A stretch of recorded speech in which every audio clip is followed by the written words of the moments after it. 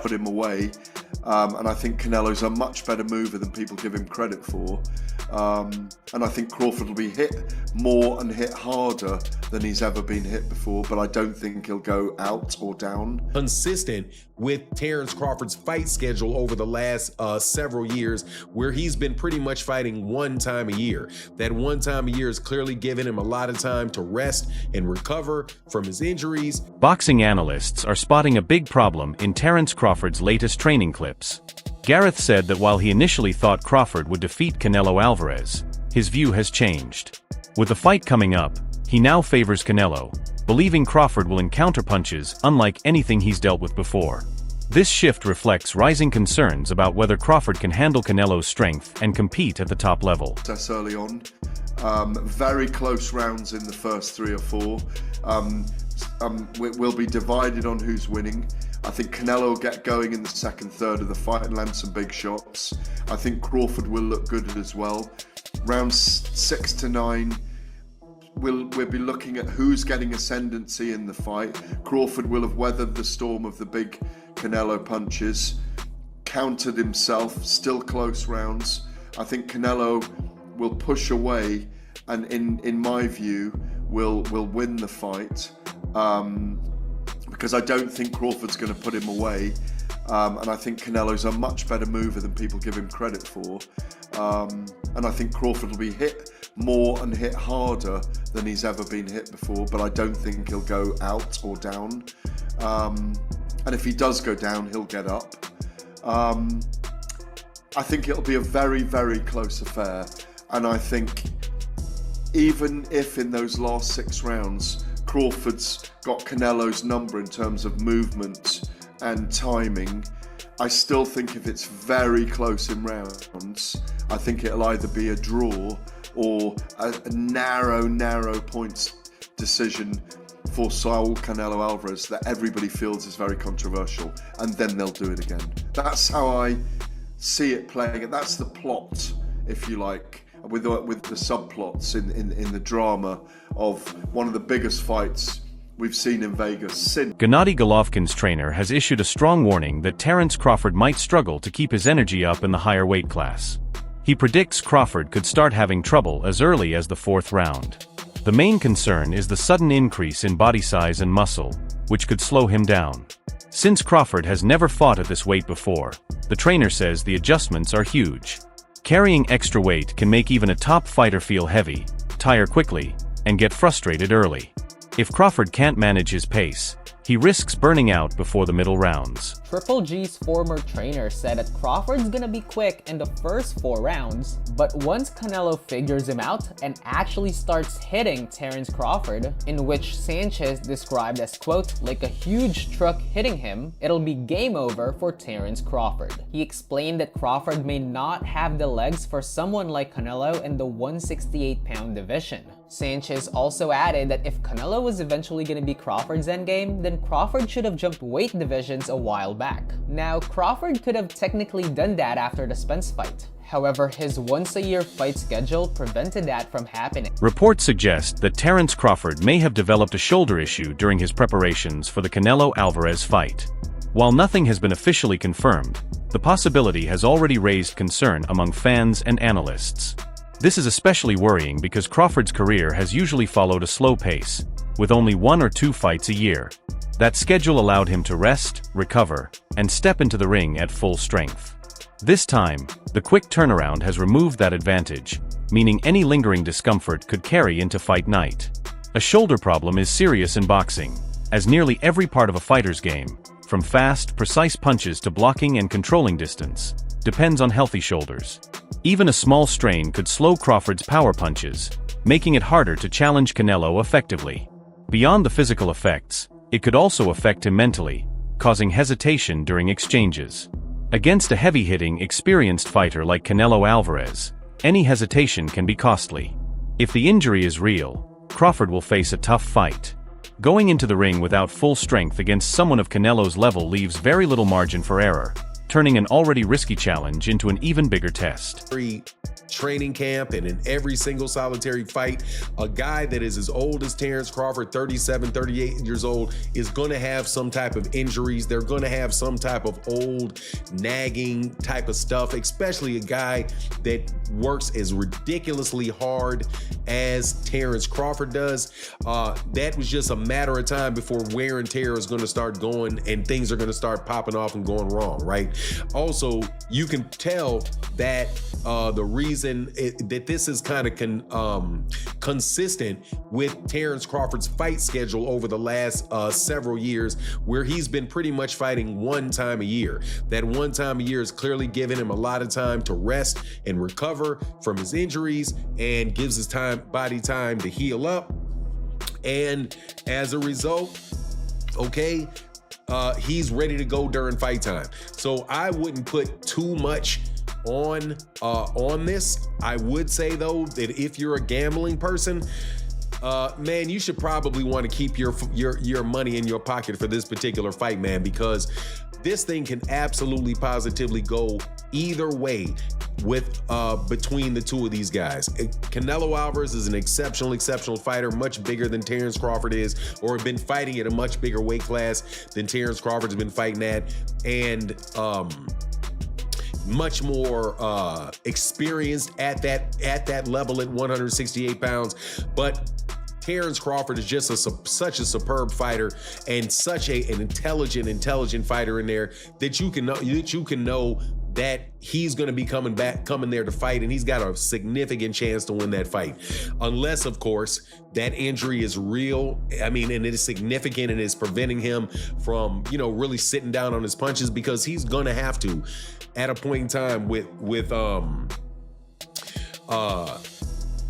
Canelo Alvarez is going to have to do something to get him up. Keith Thurman shared a clear take on the upcoming fight, noting that Canelo Alvarez, even though he's not undefeated, is still an extremely dangerous opponent.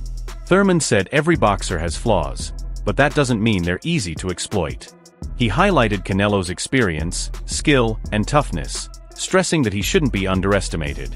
In boxing, losses don't define a career, and in Canelo's case, they've made him a stronger, more complete fighter. Thurman added that just because some see Canelo as beatable, it doesn't guarantee Crawford will win. He'll need to reach a level he's never shown before to overcome someone of Canelo's size and quality. Beatable fighter. That's fine. None of us are really unbeatable, right? But people got to understand this. Canelo Alvarez is not an unbeatable fighter. The question is, whoever he's fighting, we don't question what Canelo's going to do, right? We question what his opponents are going to do, right? It's not even really about Canelo. Canelo's going to show up as Canelo Alvarez, right? Ginger boy. So the question is, are you going to beat him? And are you going to beat him today? Like when fight night happens, is it you? And is it now? You ready to beat him now? He's not unbeatable. Maybe you can beat him, but are you going to do it? And are you going to do it now? You feel me? Because I thought Danny Jacobs was going to have a way better performance. Danny actually performed well against Canelo, but he didn't take any chances. He was doing just enough to not get beaten. And Canelo was feeling himself. Canelo had preparation. He had that head movement, losing to Floyd, this and that. He fought some flat-footed fighters. He got used to getting his head here and there and ducking down and then pulling out and spinning out and little tactics. I've never seen somebody make Danny Jacobs miss so many punches. It was highly impressive. I did not expect that, because the amateur pedigree growing up with Danny Jacobs. I know exactly what kind of New York fighter he is. Recent footage from the Crawford and Canelo face-off has drawn a lot of attention. Surprisingly, Crawford looked bigger than expected, nearly matching Canelo in size. This stands out because Canelo is usually known for his strong, stocky build at higher weight classes. Crawford's appearance has sparked debate about how well he's added muscle. Some see it as a positive, showing he's bulked up successfully, while others point out that size doesn't automatically mean strength or stamina. The real question is whether he can carry the extra weight naturally in the ring without losing speed. Looking bigger may be impressive, but the true test will be how his body holds up over 12 rounds. With that said, they're going to face off in an epic showdown. And the big talk, obviously, is the size difference, right? That Canelo Alvarez is much bigger than the smaller Terence Bud Crawford, who is essentially coming up from 147 in the minds of many. But really and truly, he's coming up from 154 because he actually had a fight at 154, a title opportunity, his only fight at 154 last August when he took on Israel Madrimov, okay? And he beat Israel Madrimov, unanimous decision, to become a 4-division champion. But as you see here in this photo, there's not a big size difference. And actually, obviously, we know Terence Crawford stands at 5'8", got a 74-inch arm reach.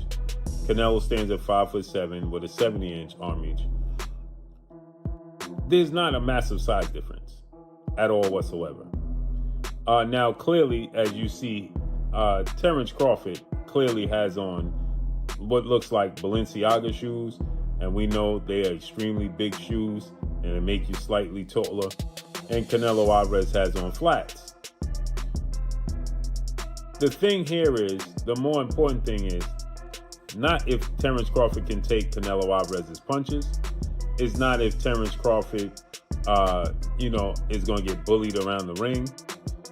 The concern with the weight is how Terence Crawford carries it himself. Does he start to fatigue in the second half of the fight? Should he get to the second half of the fight? Timothy Bradley Jr., known for his championship career and keen insights, shared his thoughts on how Terence Crawford should face Canelo Alvarez. Bradley believes Crawford's best shot at winning is to take control early. He noted that Canelo grows stronger as the fight goes on, gradually finding his rhythm and control, making later rounds riskier for Crawford. Bradley emphasized that Crawford has the speed, accuracy, and ring IQ to disrupt Canelo if he applies pressure from the start. By being aggressive early and not letting Canelo set the pace, Crawford could catch him off guard and gain the upper hand. He also pointed out that the extra weight Crawford is carrying might tire him in the later rounds, so saving energy for the end isn't realistic. Instead, Crawford should rely on his natural explosiveness and quick reflexes to try to decide the fight before fatigue takes over. According to Bradley, the smartest approach is to assert himself right away and finish Canelo before the fight reaches its later stages. Yeah, he can move a little bit, but yeah, he likes to come forward with that power. But you put him on his back foot. Let me tell you similar too. Remember, you know this guy named Usyk who put Fury on his back foot? Yeah, push the pace on him. Yeah, with volume, feints. Put Canelo on his back foot, Crawford. That's what you gotta do. You gotta put him on his back foot. Hell to the damn yeah. That's how you get it done, man. That's one aspect that you're gonna have to do. And hey, I would advise you to do it as early as damn possible. Do it as early as possible, because guess what? If you do that, you're gonna get control right away of the judges, right? They're gonna be looking at you. You're gonna dictate the pace. You're gonna dictate the flow of the fight. You gotta have him react to you, not you reacting to him.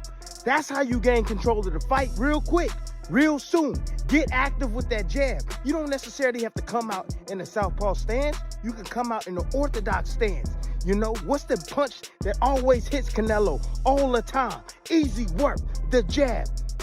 Triple G was able to land his jab over and over. Floyd Mayweather was able to land his jab over and over. Bivol was able to land his jab over and over. You control him, you push him back, you walk forward. Anytime Canelo give you an inch going back, you take that inch going forward. That's how you gonna get this done. You're gonna have to be brave, my man, Crawford. You're gonna have to be brave. You're gonna have to be on your P's and Q's when you're walking forward as well, because he will snap back. He will snap back with them left hooks, right hands to the body, or looping right hands over the top, or even straight right hands. Sometimes he might even come with a two-piece combination. But you got to put him on his back foot as often as possible, man. With your how cerebral you are, with your feints, with your movement, snapping that. Terence Crawford's sparring partner, Al Stanton, shared an insider view that challenges some of the concerns surrounding him. Stanton said Crawford's strength and training has been impressive, describing him as powerful, sharp, and able to stand his ground against bigger opponents. He noted that Crawford seems to be handling the new weight well and has adapted smoothly to facing heavier fighters. Hearing this from someone who has trained closely with Crawford is reassuring for fans worried he might struggle. Stanton's comments suggest that Crawford's natural athleticism and hard work are helping him meet the challenge without losing his core fighting abilities. Holding fighters, putting his weight on them. You're a big boy for 168, Al, so how did he manage and cope with that when you kind of picture Canelo doing that to him? Nah, he's strong. That man is strong. Yeah, he's strong. So I don't think he'll have a problem, you know what I'm saying, with that. What do you think, from your takeaways from that sparring, is the key for Terence to defeat Canelo Alvarez? Just use his skills. I think he has the better skills, and I'd say just box him, you know what I mean?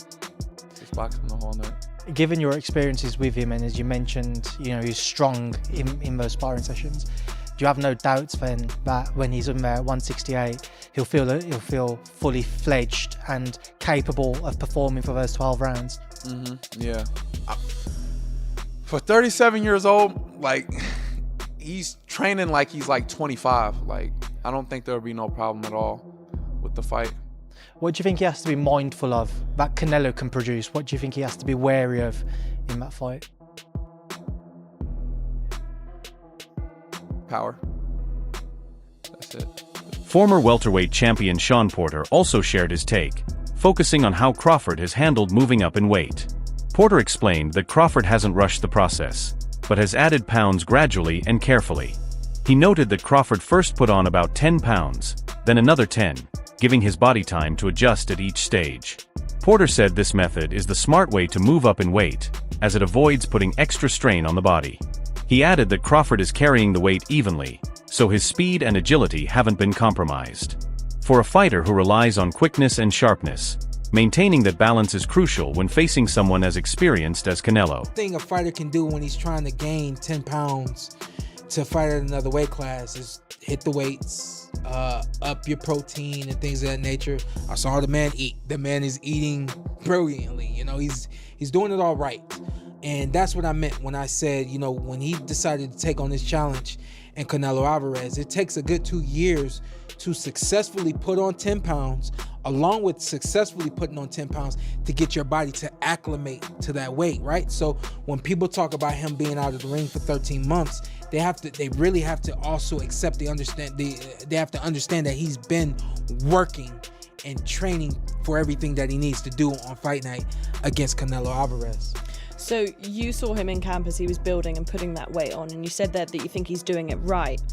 From what you saw then from training, do you think he's carrying the weight well then? Oh yeah, absolutely. Absolutely. I saw it in his legs. I could see it in his arms and his shoulders, and it's distributed evenly.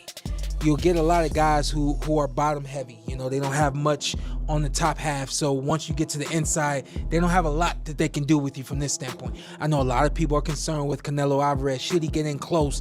What's the strength situation going to be like? Well, Crawford's put on the right muscle mass in the chest area, in the ab region, and in the arms and things of that nature. I think he's going to be able to handle the strength just fine. That wraps up today's video. Stay tuned for more updates. See you next time.